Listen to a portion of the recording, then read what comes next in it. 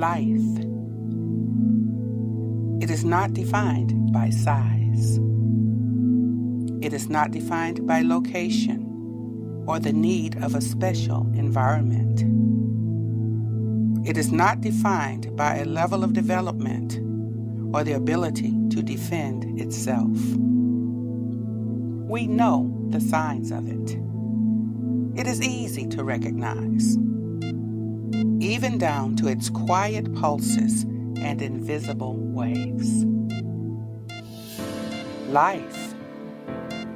We know it when we see it. We know it best when we see it taken away.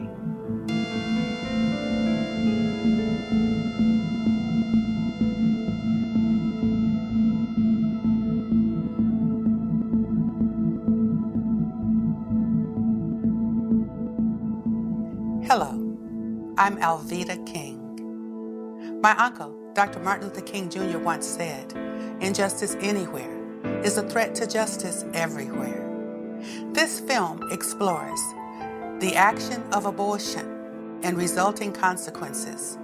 You will hear personal, real-life testimonies and expert commentary as we go on this journey to explore what happens in the abortion industry and how lives are impacted. Few cultural markers are so apparent or have such a monumental impact on our society. This one was advanced by the exploitation of the vulnerable in a campaign of lies and deceit. Bypassing the legislative branches of government, this campaign was brought before our unelected judicial branch, unaccountable to the people. The court made abortion, a woman's right, the inherent authority to rule over her body, and over the separate and distinct life growing inside of her. Euphemisms were employed to make the child seem less than human. This slaughter was sanctioned not under constitutional authority, but out of the darkest places of men's hearts. Effectively, it is a right to murder. To justify it, the court had to ignore the indisputable facts of science. It was as clear in 1973 as it is today, as it was in the mid-19th century, when state legislators codified abortion statutes in a change of the common law where abortion had been illegal, but only after quickening. This change came after being informed by science that human life began at conception. In 1857, the American Medical Association, quote, "The independent and actual existence of the child before birth as a living being is a matter of objective science." But once they realized it was a human being, then they put laws in place after the 1860s, after they understood that biology.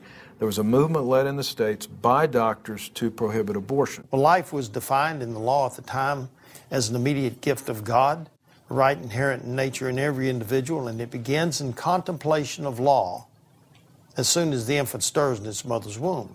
Well, we have better instruments today to determine when life begins than they did.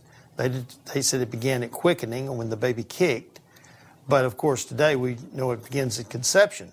Justice Harry Blackmun said, well, religion, science, philosophers, they disagree on when life begins. Therefore, the court will not take a position on when it begins. In Roe v. Wade, they said, at this state in the development of man's knowledge, we don't know when human life begins. Well, that's an intellectually dishonest lie. Well, this argument that we don't know when life begins is not an argument based on any biological facts. U.S. Senate report states, physicians, biologists, and other scientists agree that conception marks the beginning of the life of a human being, a being that is alive and is a member of the human species. There is an overwhelming agreement on this point in countless medical, biological, and scientific writings. It's definitely not the woman's body then, but it is still that new life, that new embryo, that new beginning as a separate human being.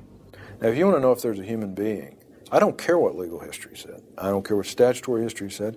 I don't care what philosophy said. I don't even care what theology says. If I'm a policymaker, I want to know, what does science tell me about when you've got a human being?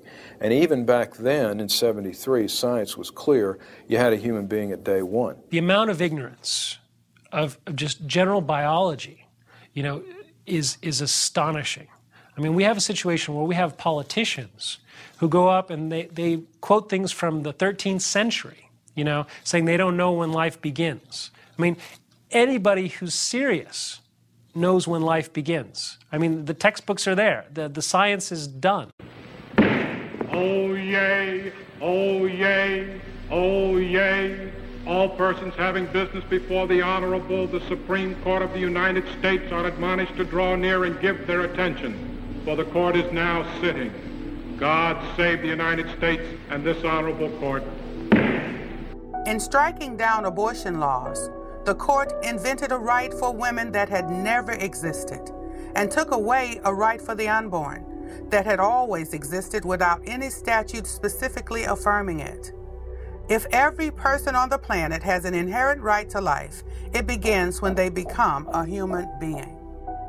I find nothing in the language or history of the Constitution to support the court's judgment. The court simply fashions and announces a new constitutional right for pregnant women. Justice Byron R. White.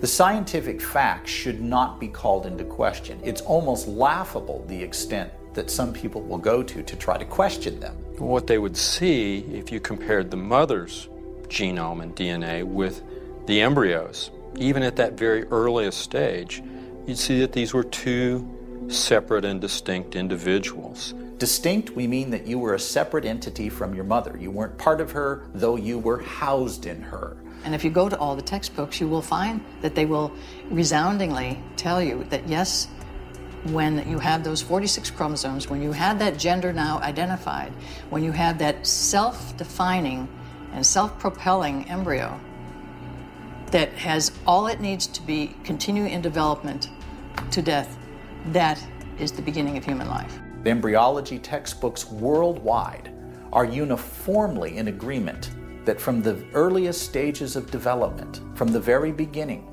you were not part of another human being. You were your own distinct, living, whole human being. The biology is very clear on when life begins. It's at conception. The heartbeat in a developing human usually starts at about 23 to 25 days, barely past 3 weeks in development. But I've talked to hundreds of abortionists, and I have yet to have one not say somewhere along the line, I'm a murderer. Tony Levatino said, I'm a hitman.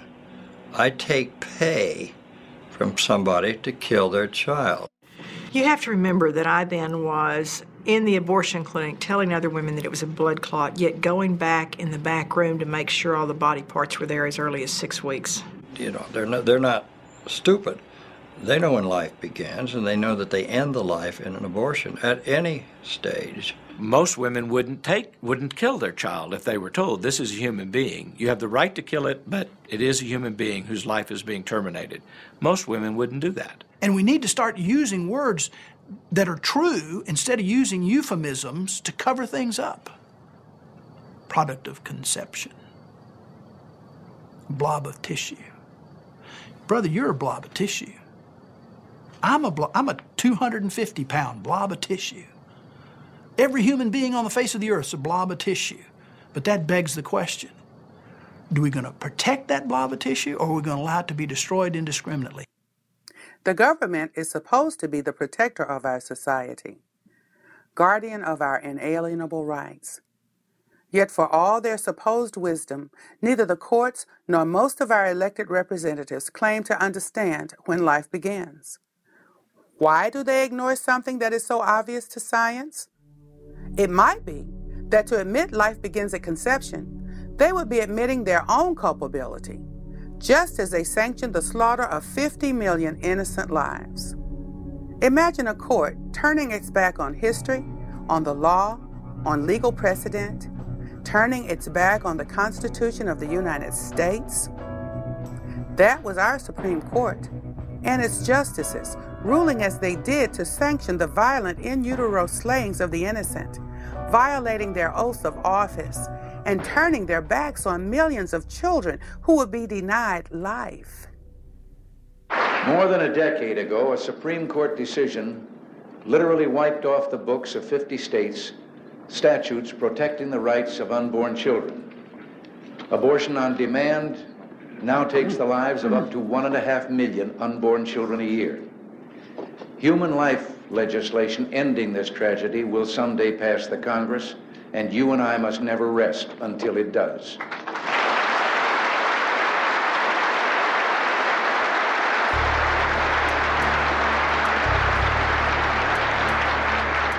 Unless and until it can be proven that the unborn child is not a living entity, then its right to life, liberty, and the pursuit of happiness must be protected. And the founders of the Constitution said, in order to secure the blessings of liberty to ourselves and our posterity, we do ordain and establish this Constitution for the United States of America.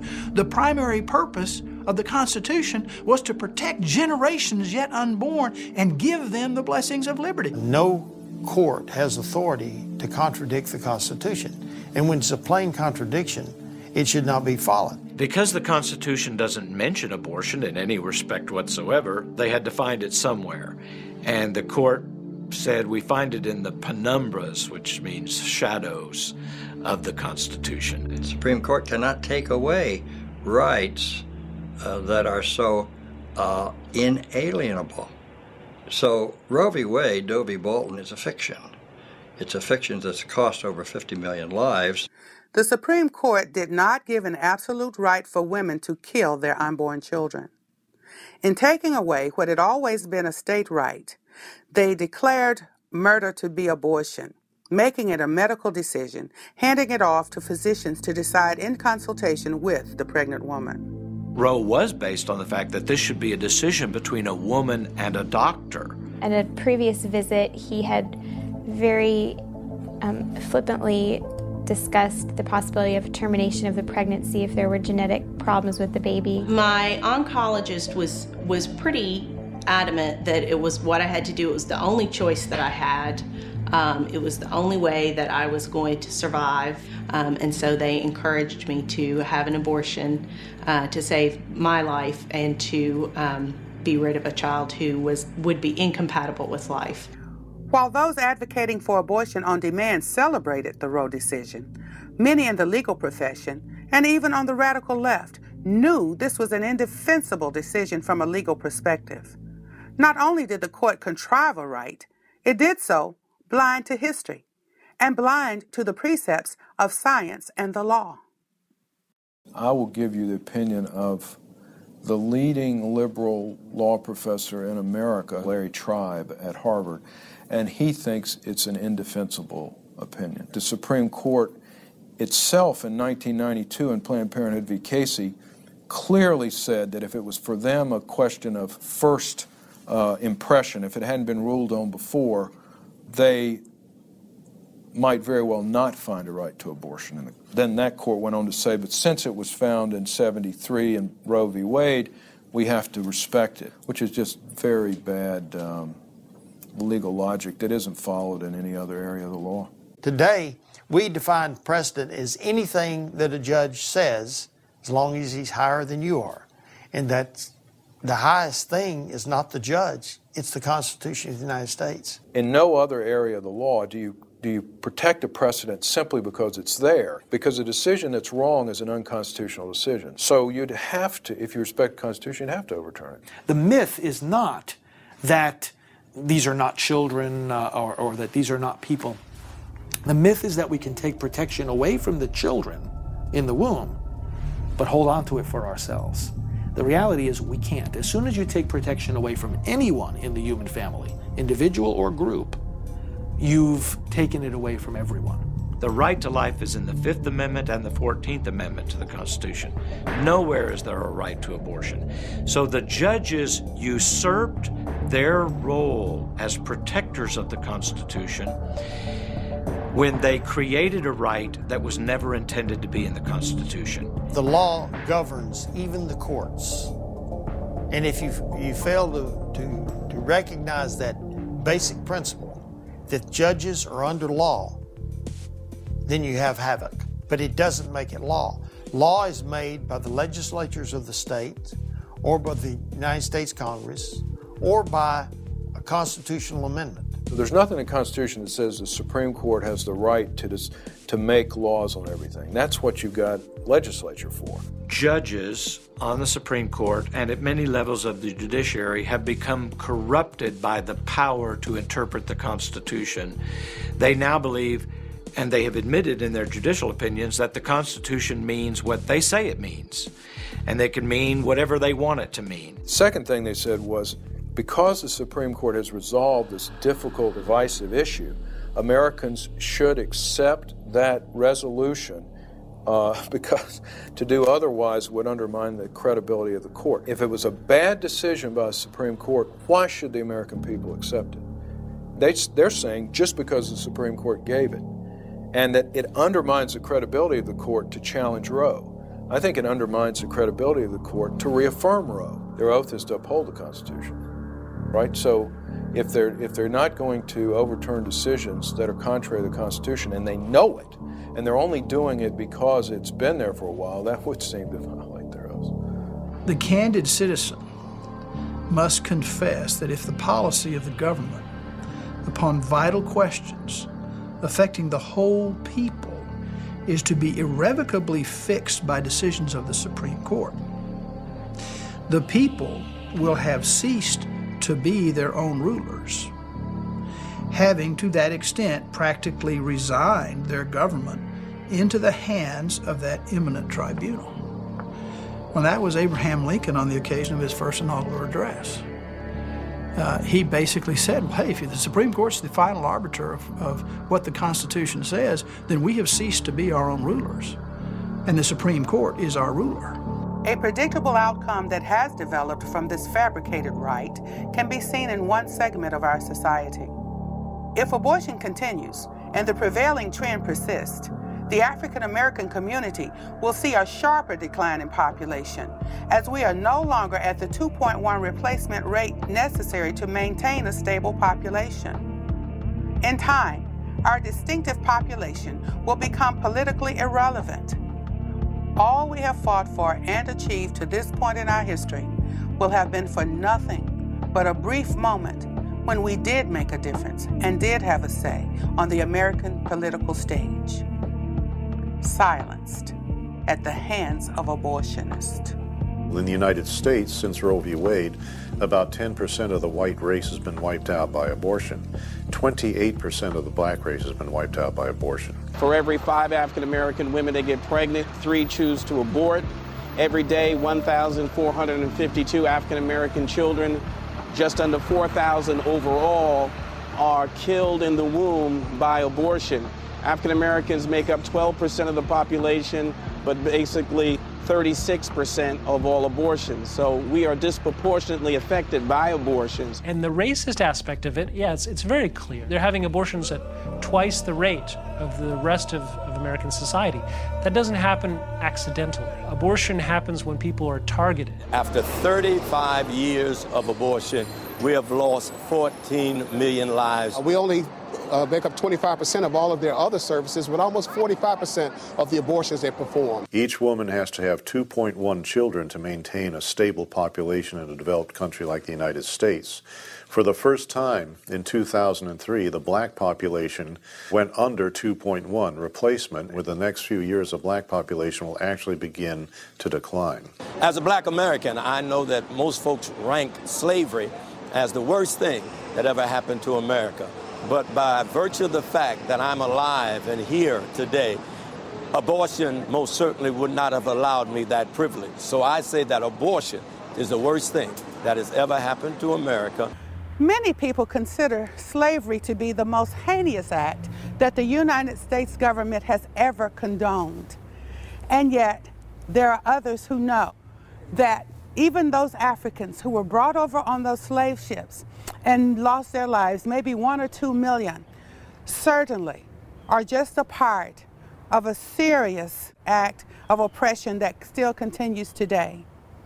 In America, since Roe versus Wade, 14 million African American babies have been added to the number of those who have been oppressed because either of skin color and now gestational age. I think the greatest failure in reference to the abortion issue has been black leadership. I'm terribly, terribly, terribly concerned that the black church, our black congressional representatives, and our social organizations such as the NAACP have been deathly silent on this issue. And if silence is consent, then we have this horrific reality that black leadership is helping to perpetrate the genocide of their own people. Our lives begin to end the day we become silent about things that matter. Dr. Martin Luther King Jr. Planned Parenthood of Georgia, strategically located in the heart of the Georgia State University community. All around you, you see the student buildings and young students walking back and forth in the community. People often wonder why young people and even children are having sex earlier and earlier. Well, it's not so hard to figure out. You have Planned Parenthood in the middle of your college communities, not far from your high schools, and young people walking back and forth. They can walk right in and get free birth control or very low-priced birth control and free condoms. And when the condoms don't work and when the birth control fails, they can go right back and get an abortion. 20 years after Roe v. Wade, that for 20 years people have organized their personal lives around the availability of abortion as a backup when contraception fails. Planned Parenthood is one of the biggest distributors of birth control devices, but these birth control devices fail 2 million times a year in the United States. And so what we see, according to the Alan Guttmacher Institute, which is a research arm of Planned Parenthood, is that nearly 2 out of 3 women obtaining abortions were using contraception when they got pregnant. So it's kind of a self-fulfilling, wonderful way to sell a product, then have the product fail, and then offer people abortions to cover up for the failure of your own product that you just sold them. We had a whole plan that sold abortions, and it was called sex education. Break down their natural modesty, separate them from their parents and their values, and become the sex expert in their life so they turn to us. When we would give them a low-dose birth control pill they would get pregnant on, or a defective condom, because we didn't buy the most expensive condoms, we bought the cheapest condoms. Our goal was 3 to 5 abortions from every girl between the ages of 13 and 18. They get the children young, they get them sexually active.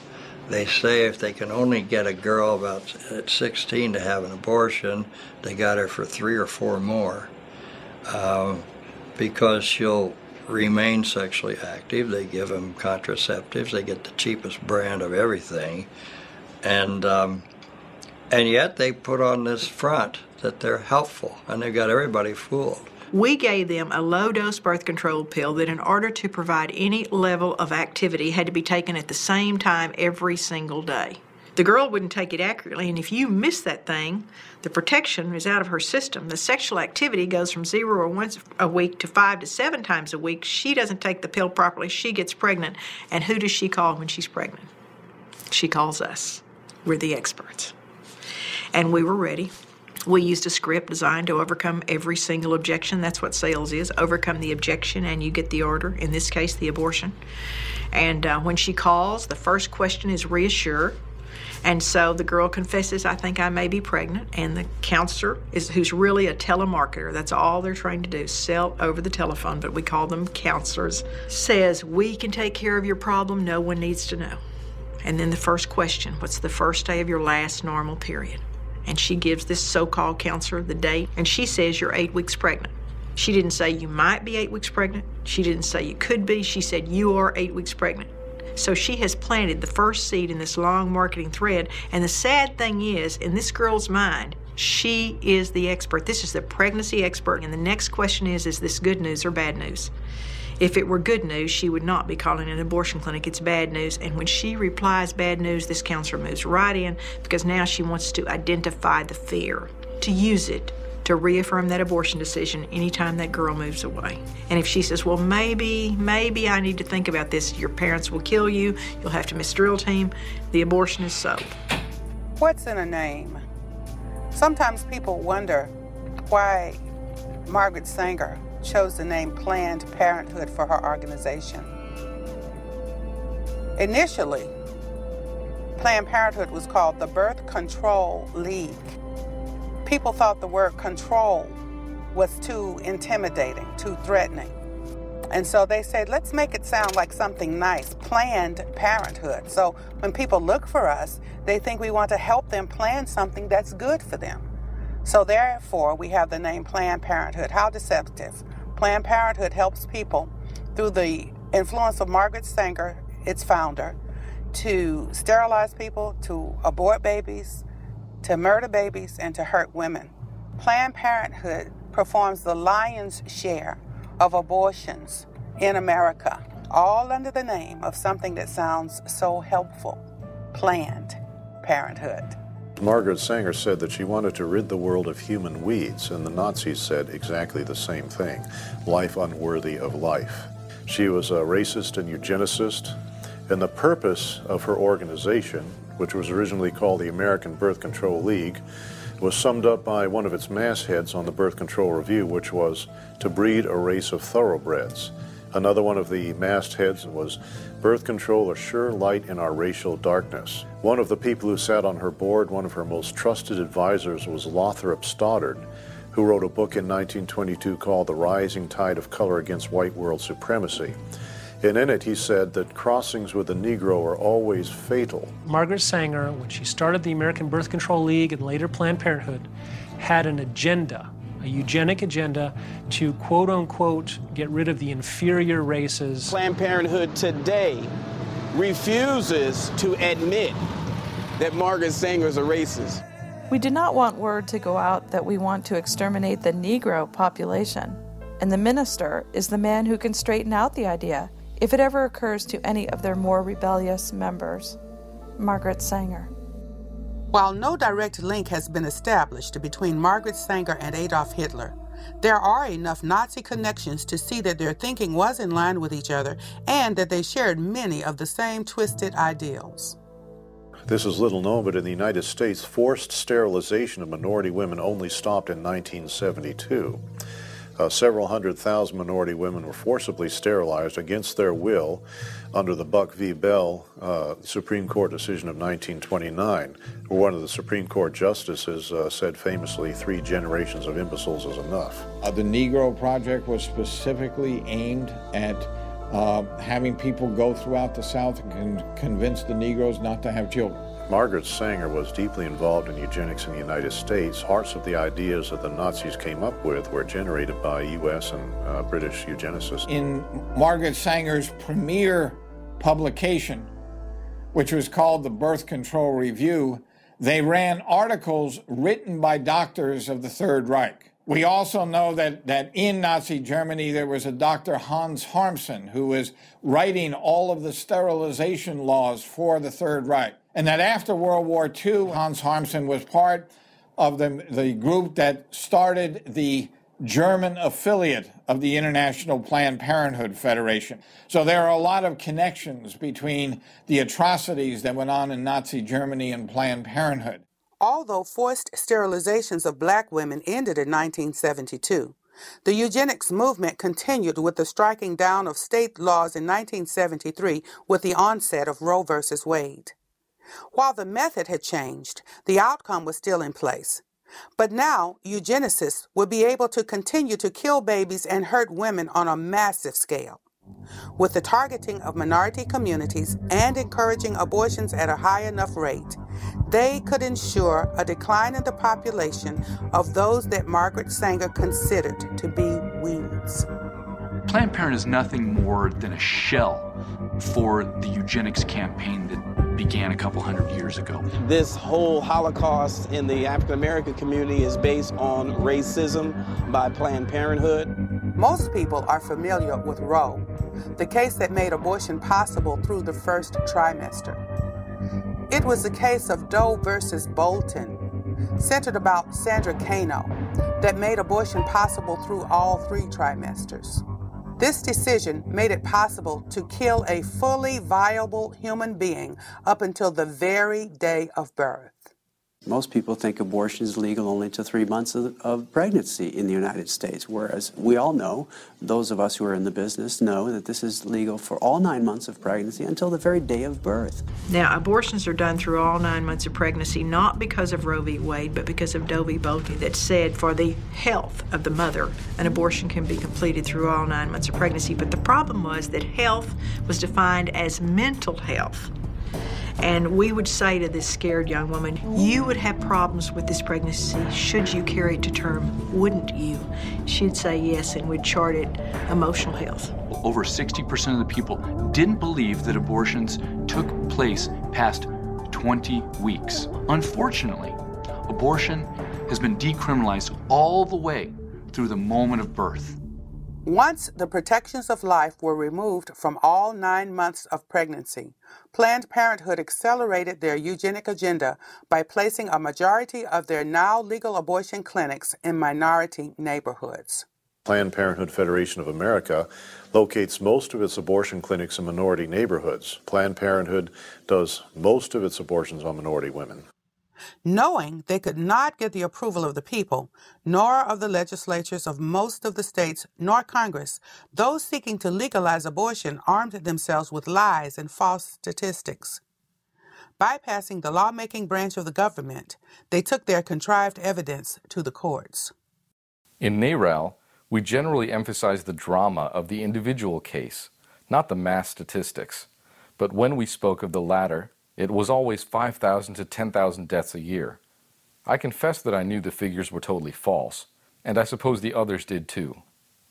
Dr. Bernard Nathanson, co-founder of NARAL.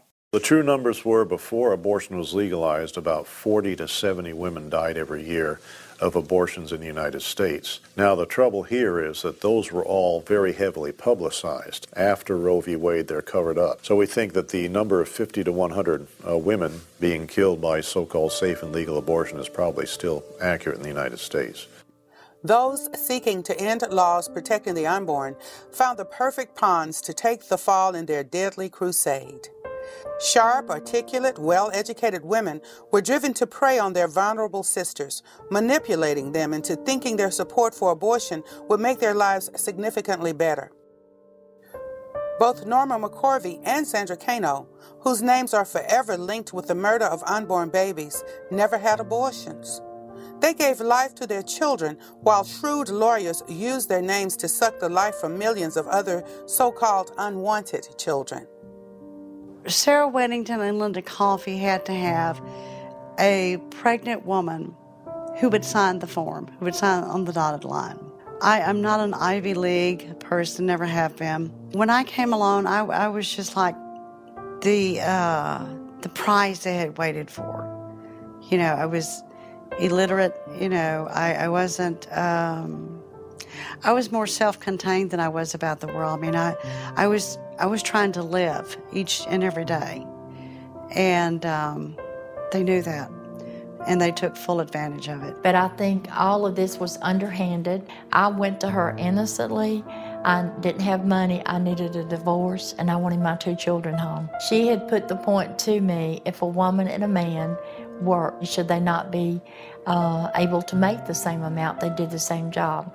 To me, that made sense, and I said, sure. I had no knowledge that this was to do with abortion or trying to legalize abortion. I went down to Linda Coffey's office.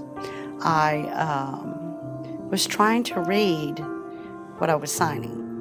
And they said, oh no, don't worry about it. We're your friends. We're going to help you. I never had to go to any of the court proceedings. The only thing I did was sign the piece of paper that brought Roe versus Wade into being. While these lawyers were calling for the right of choice for women, where's the choice when only one option is offered? That's an essential fallacy in the woman's so-called right to choose. In most cases, it's not a choice at all. A decision is reached without all the facts or based on misinformation. Other options are not presented, and a deadly course of action is forced on a woman. We have to talk about something that uses lies, coercion. The number one slogan for abortion is pro-choice. And the ironic thing about that slogan is that when you ask women who had abortions, why did you have that abortion? the number one response is, I felt that I had no choice. A majority, maybe upwards of 80% of abortions in America happen with some form of coercion. In other words, not the woman's choice. I had this one lady that called me one afternoon, and she said that she wanted to make an appointment for her daughter to come in and have an abortion. I said, does she want to have the abortion? Well, you know, it's not her choice. So I went to a counselor, a Christian counselor, and she kept saying I needed to have an abortion, and then this was not a good thing for me to do, and it wasn't going to be good for my kids. Then I told my fiance, then I told my mother, then I told my other family members. All of a sudden, everybody's like, you can't do this, you can't do this, you don't want to do this is not good for the kids, this is not good for you, this is not good for our marriage, I don't want to raise this child. Would have been somebody who would have changed the dynamic of our family. And the relationships that they would have created would have changed everyone that they interacted with. But they're not here. In abortion, it's not about choice, it's about despair. It's not about people who are getting abortions because of freedom of choice. It's about people getting abortions because they feel they have no freedom and no choice. Through conversations with him pushing the abortion, and then that kind of frustrated me at some point. I just felt like he didn't care about me, that he was just thinking about, like, let's fix this. That's exactly his words. We need to fix this. But I was in fear and in crisis, and at that point that I felt like I had no choice. Women are the victims. In a lot of these cases, women are coerced and in crisis mode and regret the decision that they've made. Women feel threatened that if they don't have an abortion, their lives will be punished for it. The stories of the boyfriend saying, I'll give you the $300 and our relationship will continue if you have the abortion. If you choose to keep the baby, there's the door. I was dating a young man, and we got pregnant. And the first words out of his mouth to me were, "You're not having it, are you?" And I remember that sinking feeling in my heart, and I thought, well, no, I guess not. And I felt so much pressure. Absolutely do not think that my choice was a choice. I think it was, like I said before, I think it felt like an ultimatum. They're all screaming at me. It felt like they were screaming at me. They were constantly insisting, you've got to kill him, you've got to abort him, you can't do this, you've got to go to the clinic, you've got to hurry up. Every week that you wait is making it worse. Go, go, go, go. And I finally couldn't take all of their pressure and how supposedly I'm going to make everybody's life miserable. It was relentless. It's like I couldn't even go through the day without hearing them, whether they were actually speaking to me or I'm just remembering something they said to me a couple of hours ago. I mean, they just bombarded me with it. So I guess I have to bear this burden so that everybody else can be okay. Too often, through coercion, the woman goes on to have an abortion, convinced she's in trouble and that the procedure will get her out of it. Unfortunately, the trouble has only just begun. The physical and emotional consequences of her decision are often devastating, well outlasting the 9 months she would have carried her baby, or even the time it takes for that baby to reach adulthood. We remembered what our girlfriends looked like before and after. Because abortion goes to the core of who we are as women, and the fact that we are involved in nurturing life, that an abortion experience really does leave a mark. There's something that happens to a woman's mind once they pass what I call that fine line. Abortion is so shameful and secretive that many women don't tell anybody that they've had an abortion. They won't say anything for 20, 30, 40, 55 years, sometimes on their deathbeds. Nobody knows because they're so traumatized. Silence. It can also have psychological effects, short and long term, for the woman. The Supreme Court itself said in the Gonzalez v. Carhart case that this is not rocket science, unexceptional to note that some women have negative consequences from abortion. She'd say, well, I'm pretty sure that you have post-traumatic stress disorder from the abortion that you had when you were 14. And I said, yeah, no, that's not what it is.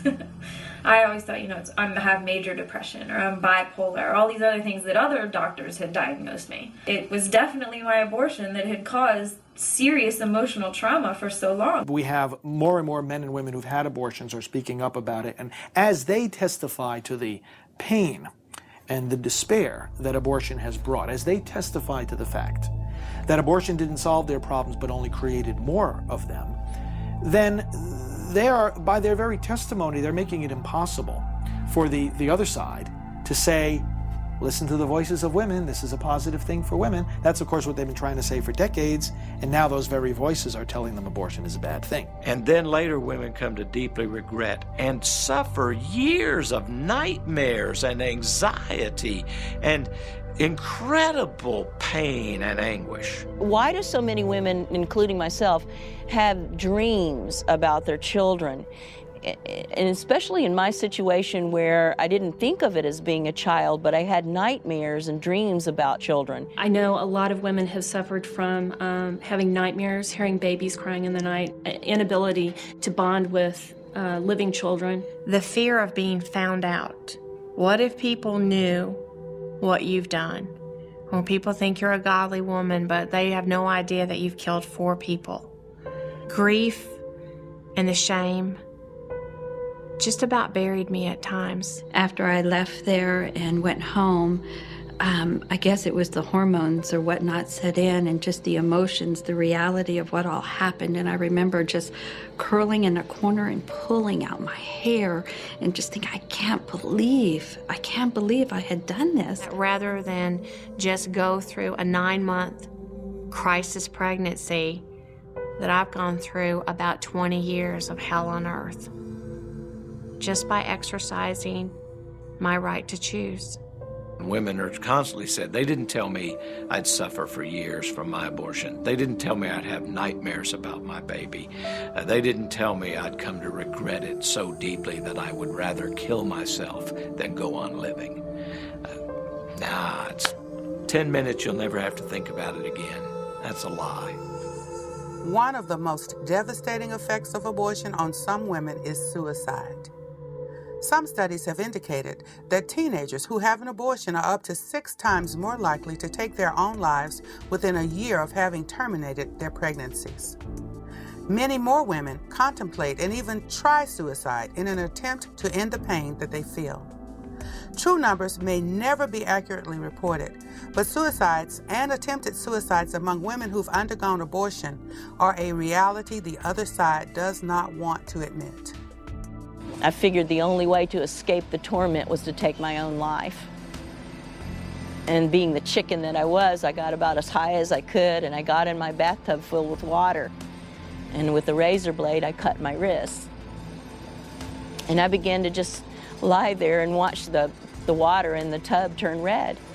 It wasn't something that was happening consciously that I could say, man, I'm really sad that I had the abortion, so I'm going to use these drugs. It was just that deep, empty, hopeless feeling that there was nothing worth living for, and, plotting how I was going to end my life so many times.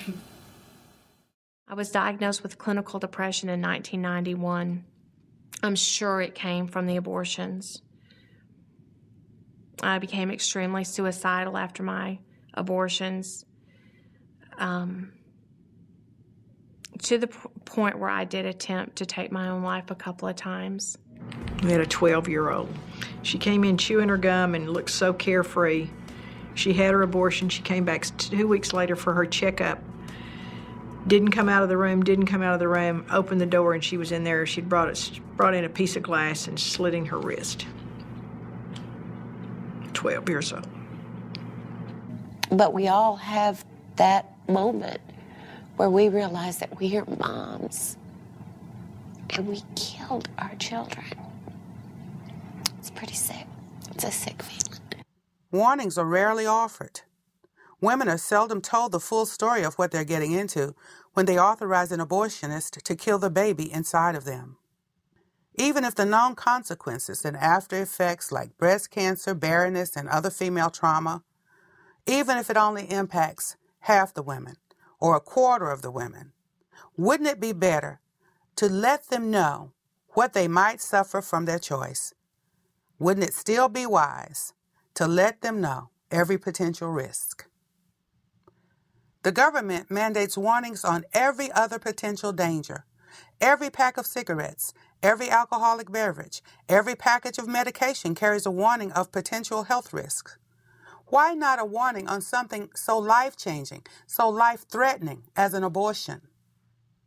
There's a lot of evidence of physical and psychological consequences. Then there was a big study out of New Zealand about 2 years ago that showed long-term consequences. Abortion can have long-term consequences on the woman in terms of affecting her fertility. Many women become infertile. They suffer from other problems with their female organs and end up having to have complete hysterectomies, never able to conceive or have other children. One of our ladies, the power of the suction machine from the abortion was so severe that it caused her fallopian tubes to collapse and she was never able to have children. Abortion is surgery and carries significant risks. Unlike surgeries that will save a life or relieve suffering, abortion is an elective surgery of convenience that is rarely performed to save the life of the mother. I wasn't in for all of that abortion. Somebody else was in there with him. But I went in toward the end, and I'd never seen that much blood. I mean, just blood everywhere. And we put her in the recovery room, and she just filled the bed. And we changed the bed a couple of times, and her blood pressure was erratic, and the doctor left. I was really worried about her, and I tried to call him. And her boyfriend kept wanting to go home, and her blood pressure stabilized a little bit, but I just didn't believe she was, it's just like that feeling you have that she's not right. At 10 o'clock, the boyfriend said, look, if there's anything happens, I'll call you immediately. And at 4:30, he called the doctor, and he didn't take the history, and he said put her in a tub of hot water, and when he did, the last little bit of blood in her body ran out. And he called me about 6 and said, she's dead. And he immediately started telling me how he was going to do the cover-up. And somehow it all worked out, and the autopsy didn't show anything, and no charges were filed, and nothing happened. The newspapers didn't call, nobody came. We killed that woman and did abortions the next morning. And many times you'll see a young lady who's been killed by abortion, and on the death certificate you see something like spontaneous gangrene of the ovary or therapeutic misadventure or something like that. The families are so hurt by what's happened and shamed that their daughter had this abortion and died from it or whatever. They don't come forward. You see, abortion makes a doctor almost lawsuit-proof because the woman is so ashamed that she went to get an abortion that even if he butchers her so that she has to have a hysterectomy, they aren't going to say anything to anybody about it, nothing, because they don't want anyone to know. We had one girl, 22 years old, a model, who danced in, jumped up on the table, laughed at the doctor that she didn't wear underwear. She was 22 weeks pregnant. We put her on the table. Now, there's a maneuver called the Hansen's maneuver.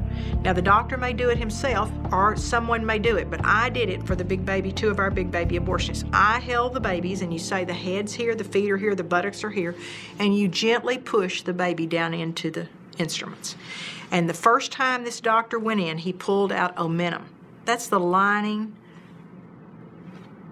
to the intestines. He literally perforated her uterus and was pulling her bowel out her uterus with the very first time he went in with the instruments. And the second time he went in, he pulled out her bowel and he pushed it back in. Live baby, woke the woman up, put her in my car because it's terrible advertisement to think about having an ambulance in front of an abortion clinic. You just don't want it. So we put her in my car, and we didn't take her to the hospital nearest us. We didn't take her to the hospital that would take the best care of her. We took her across town to a hospital that would help us cover up what we'd done. And this surgeon has taken this girl who has a perfectly complete baby inside her with her bowel pulled out her vagina upstairs to the operating room. 7 doctors operated on that baby, on that girl, They had to do a colostomy to resection her bowel to empty into this bag. They pulled the baby out. He rolled it into the disposable drapes and put it into the incinerator at the hospital. All 7 of those doctors falsified the records. We killed that baby that way. The doctors falsified the records. We told that girl she had an abdominal pregnancy, and she didn't sue us.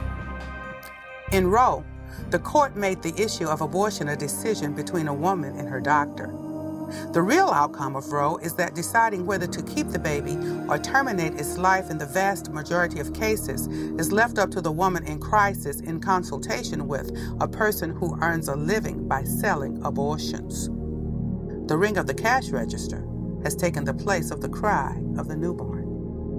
Most women in America who've had abortions will tell you they never see the abortionist, they never see this doctor until he's between their legs in the abortion clinic, violating them with instruments. That women almost never consult their physicians. They go to a clinic, they have decided they want to get an abortion. So this idea of the important role of the personal physician is a fantasy. The court talked in terms of, well, we have a medical practitioner, a doctor-patient relationship, and the physician is going to do what's best for his patient.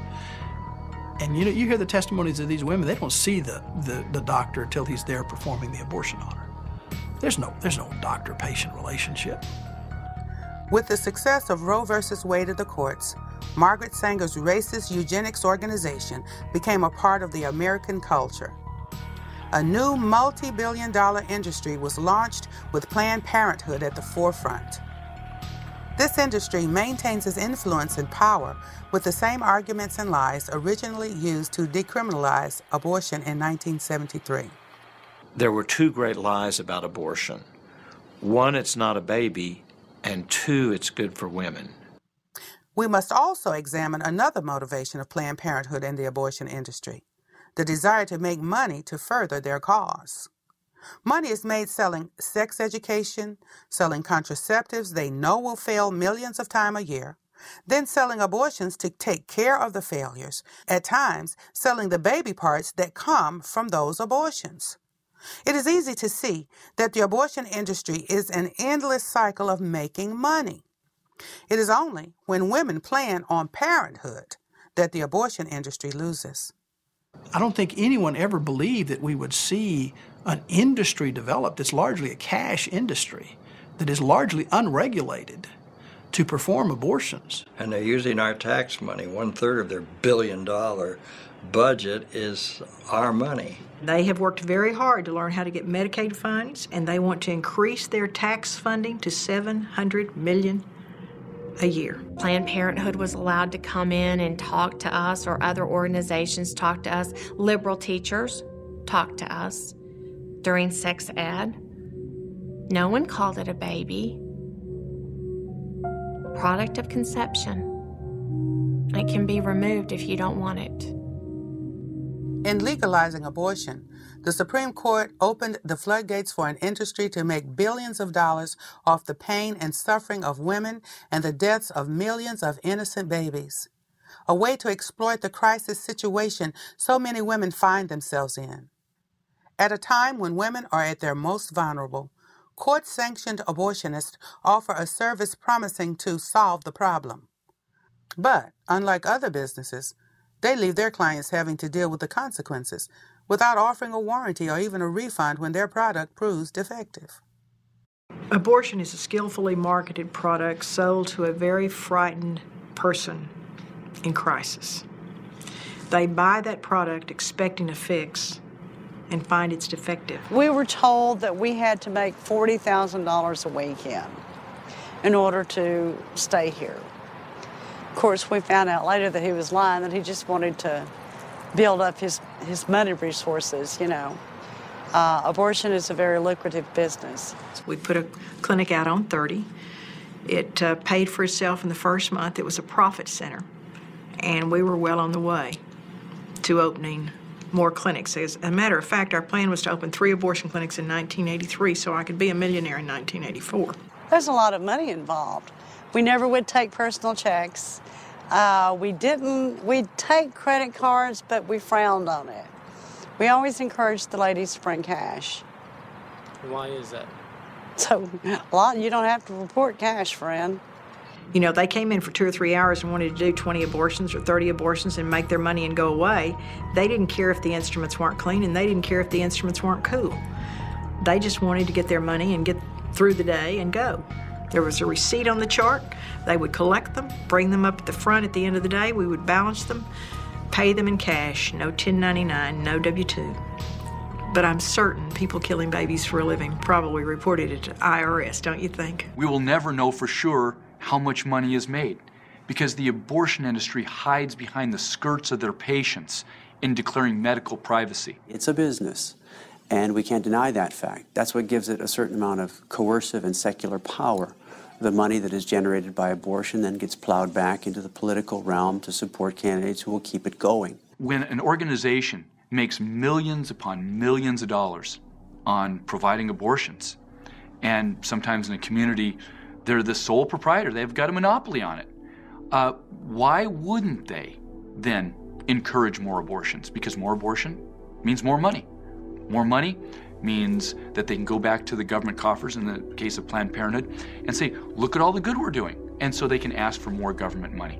Planned Parenthood is expanding now. They're building gigantic abortion clinics in anticipation of socialized medicine because they hope that if a Democrat becomes a president of the United States, there will be socialized medicine brought in, and then they can charge between $1,000 to $1,500 for even first trimester abortions and have them all paid for by the government. The abortionist has a financial interest in the woman having an abortion because he gets paid if she has an abortion. He doesn't get paid if she doesn't.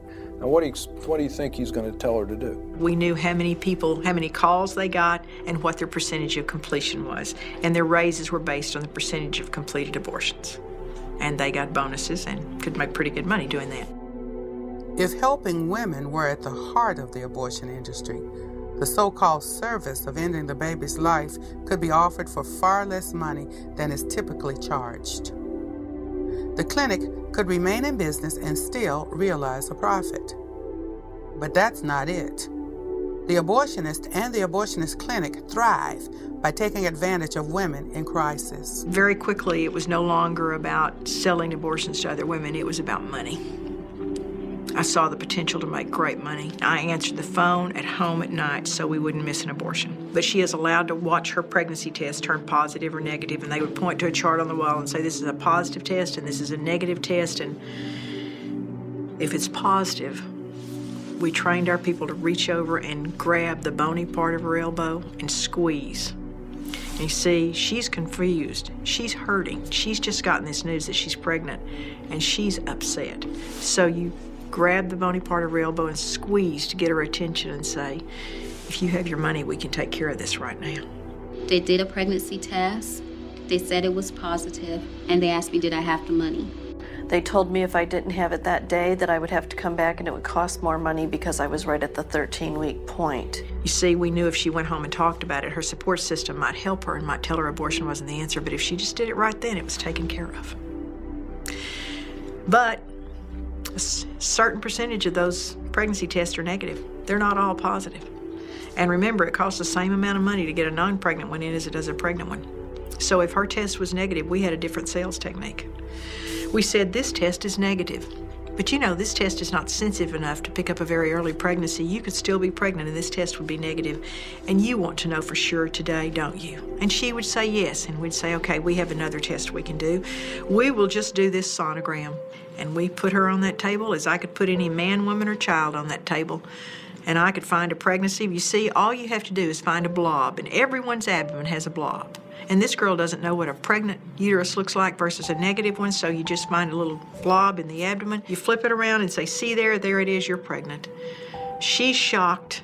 You grab the bony part of her elbow and say, if you have your money, we can just take care of it today. We know of one 16-year-old who was told she was pregnant. They did an abortion on her. You don't see what they take out. There was no baby there. And she committed suicide. And in the investigation, they got her papers and had no PG, or not pregnant.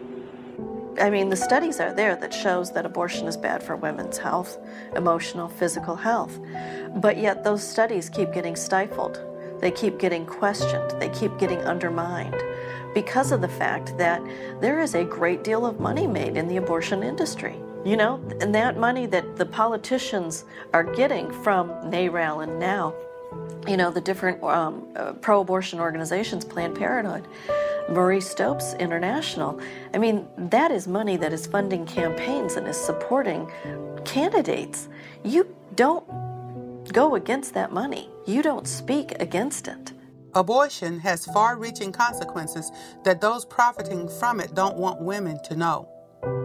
At a time when we expect our government to ensure our safety, why has the government been so slow to regulate an industry that has harmed untold numbers of their patients? This doesn't just affect the woman. It doesn't just affect the father. It affects an entire family, and it tears families apart. But she had always wanted a big sister as an only child. And when she was 8 years old and found out that I should have had an older child, there was somebody missing in her life. And then she went, well, wait, where's the baby? And I had to explain to an 8-year-old what abortion was. Okay, let me just make sure I get this straight. And she was standing right in front of me. And she said, you were 16, you were pregnant, and you killed your baby. And I had to look that little girl in the eye. And I had to say yes. And this look of terror went across her face. And she didn't say anything more. She just walked away. And I asked family members to go with me. They didn't want to go. They didn't want to go. They want me to do it, but they didn't want to go. My fiance didn't want to go. I finally found somebody who would go. Anybody that was telling me to do it, none of them wanted to go. Some men have had no choice. The woman chose abortion without them, and they didn't have any control over it. Abortion steals the destiny of not only women, but of the men who participate, the men who've lost children, of their families. It destroys relationships. A man had come to our table. I had an exhibit booth, and I was explaining to him the work that we do, and he looks up at me and tears are streaming down his face, and he was sobbing like a baby, and he says, it's been 35 years, and I still hurt every day from it. We can't be silent anymore. Millions of women's lives have been devastated, and the fathers, we just write them off. They're just forgotten about. But I'm telling you, the multitudes of people that have been hurt by abortion, it's just unfathomable. With Roe, the Supreme Court took away from the states the right to restrict abortions within their own jurisdictions, but it was thought that the states would regulate the clinics that performed the procedure. The truth is, for years, they were left alone. The dirty back alley abortionists simply moved into the open without cleaning up their operations. This was a highly profitable business, and the safety of women was seldom a factor when it came to the bottom line. You know, we were doing 20, 30 abortions an hour if we could, at least 20. We had 21 sets of instruments. That's all we had. So we couldn't possibly bring those instruments out, clean them, sterilize them, bring the temperature up in the sterilizer and then 20 minutes sterilization, and then cool them down. I've had more experience than I'd like to have ever had on the dirty, filthy conditions inside of abortion clinics. When we were in Southern California, we would chase these little rotten abortionists around LA and San Diego and Orange County, and they would set up in these little strip malls, literally sign a lease today and be killing babies tomorrow. We would go and dig in their trash cans, and they would take the cash receipts and throw them away, and the babies would just be thrown in with the daily trash, obviously violating all the health codes in the book. Well, yeah, I mean, we had an infection rate of about 75%, you know, but that was just from unsterilized equipment. Our complication rate at the end of my time, last 18 months, was when about 1 out of every 500 had a major life-changing surgery or died. We had one woman die. But because there are no real statistics, and if you can cover it up, you don't report it. And none of ours were ever reported. So we don't really know. Some of the conditions we send our operatives in, and I've been in there personally, you'd see literally blood on the floor, blood on the walls, cockroaches and mice feces. Some of these places, you wouldn't want to get your hair cut in these places, let alone have a very invasive surgical procedure. The big hospital in Dallas will tell you, the doctors will tell you that they saw botched abortions or see botched abortions all the time. One of the reasons we were able to regulate the abortion clinics in Texas was because of the bad abortionists that had been reported. I mean, one girl died and they went in to examine the clinic and they were using rusted instruments and had no sterilizer and no hot water. The life of the woman who decides to abort her baby will never be the same. There will never be a day when that decision won't affect her in some way, physically, emotionally, or spiritually.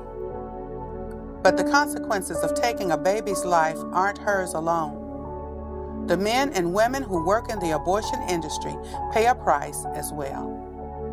Seeing the killing of innocent babies day in and day out takes an enormous emotional toll. But no one talks about what happens inside the abortion clinic. And everyone fights. It's the most chaotic place you can imagine.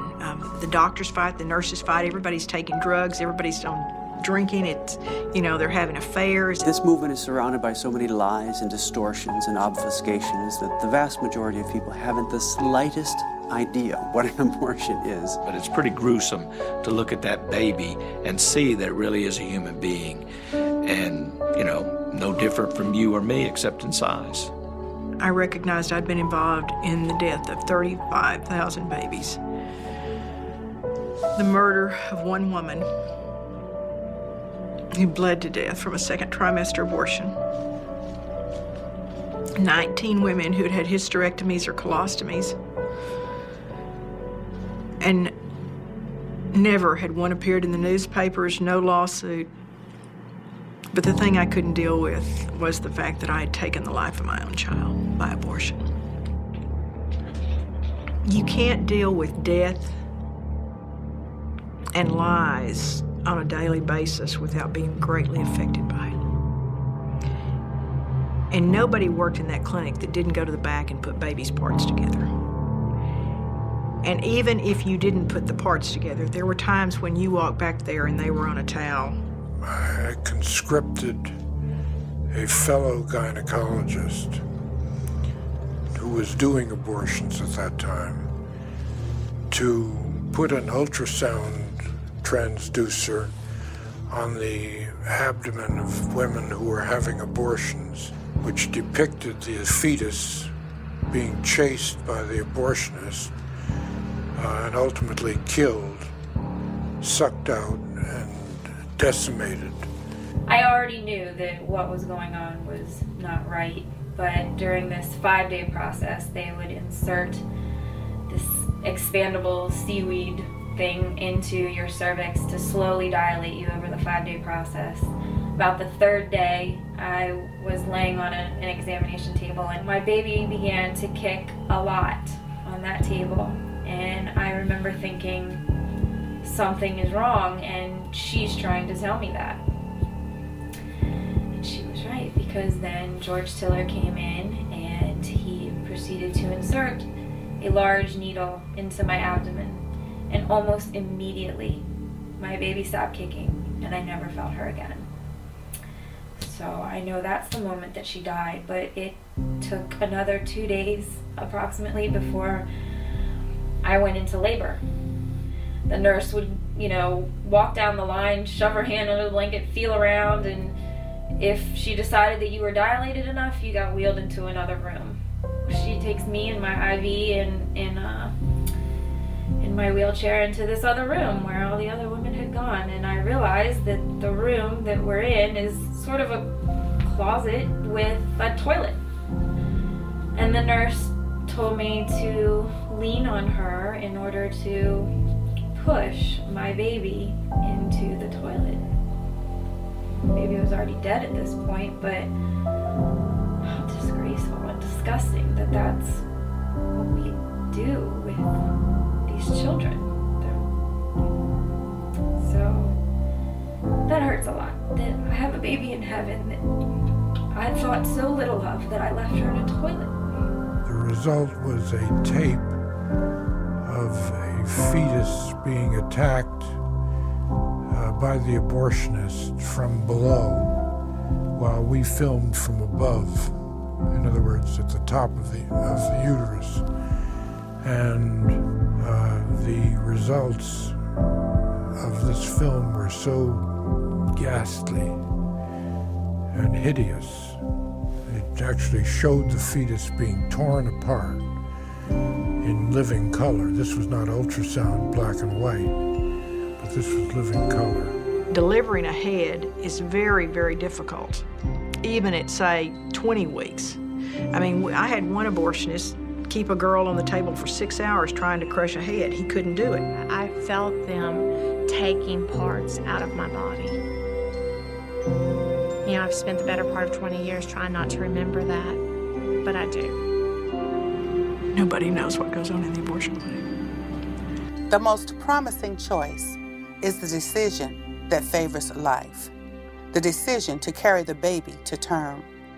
In virtually every community all across the United States, there are organizations and people willing to help for the sake of a life that deserves to flourish. Organizations and people who are not driven by the desire to make money off of the despair of others. These are loving people who truly desire to help the woman in crisis make a choice, the right choice. Every day, all across this country, people from every walk of life and socioeconomic background rise up and rally to the cry of their hearts to bring an end to the lawlessness and inhumanity that is abortion. From sidewalk counseling, trying to save that life at the last moment, to marches that show our elected representatives that this matter is of the utmost importance, to the organizations that try and heal the women wounded by this brutal act. Slowly, people are waking up to the understanding that abortion is wrong and needs to end, and that we as a society must see the end of this injustice. We, the people, are beginning to come to the realization that life, even life from conception, is the primary inherent right of all humanity. That movement there is the heartbeat.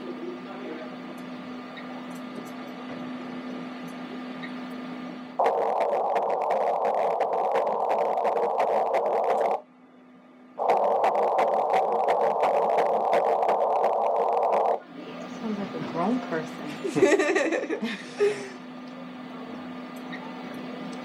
The heartbeat is 176 beats a minute. Good. That's normal? That's very normal. I know they heart beat very fast. Right, yeah, and then as the pregnancy progresses, it slows down. Yeah. And every day I think about what could have been. What could have been if I had my baby. They just don't know about the resources, and they're in complete despair. So we need to be there to love them and to show them that we care for them and to get them the help they need. So if there's a woman that's considering abortion, that to not buy that lie, that they will miss the greatest blessing of their life. And these women need to hear that, that they're special and loved. It helps 100%. Because they don't want to necessarily see like big posters and signs of what they're doing. They know that it's wrong. They know. They want to hear that they're loved and that there's hope. Everyone that had an abortion was encouraging me not to have an abortion, basically telling me to learn from their mistake, learn from them that it's not what I need to do. When you're fighting for your life, you need to know what you're fighting for. And if what you're fighting for is life, then how do you destroy a life in an effort to fight that fight? It's almost hypocritical. I'm fighting so hard to save myself that I'll kill someone else to get that. When I share about what I've done, it's with the hope that I can reach one woman with the truth about abortion so she will not make the same choice I did. that she will not buy the lie. Once you heal from that abortion, all of those issues that were in your life evaporate. They go away. They get resolved. I needed to let it go. I needed to let God forgive me. And once I did, and once I really put a face on that problem, I've never had those issues with depression. It was pretty much all just about the mother, and basically it was like the child didn't even matter. It was, 100% just a mother's health issue.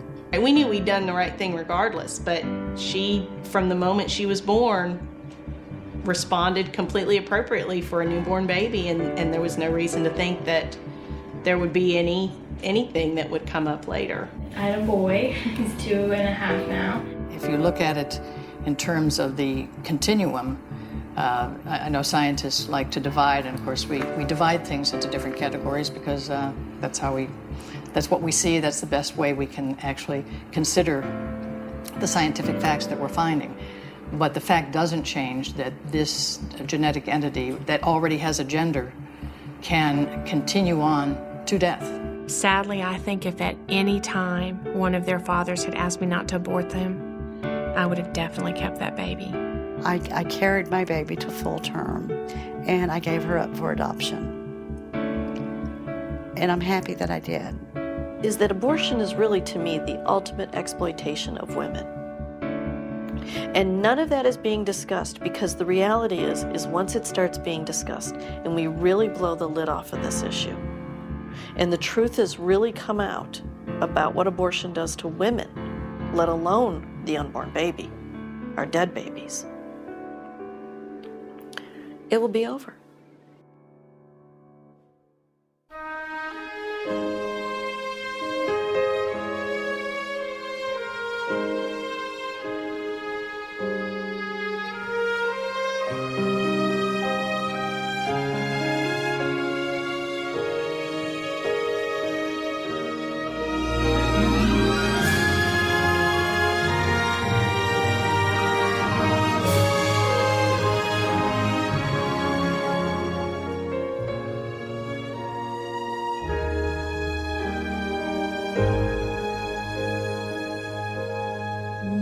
Be still when your back's against the wall.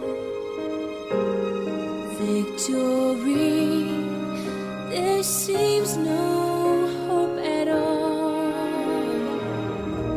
I'll be your wings that soar so high, this side of paradise. Now be still until strong. Here I am, I'm your fire when it's cold. Here I am, I'm your guide when you lost your road.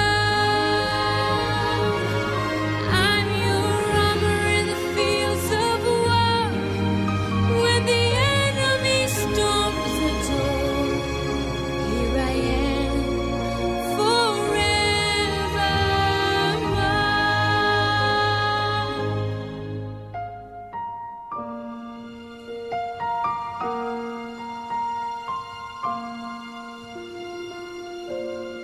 Take my hand when shadows hide your way. Take my hand, they'll come on brighter day. For the love of you and me is for eternity.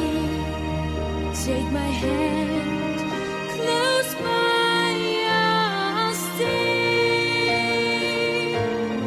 Here I am, I'm your fire when it's cold. Here I am.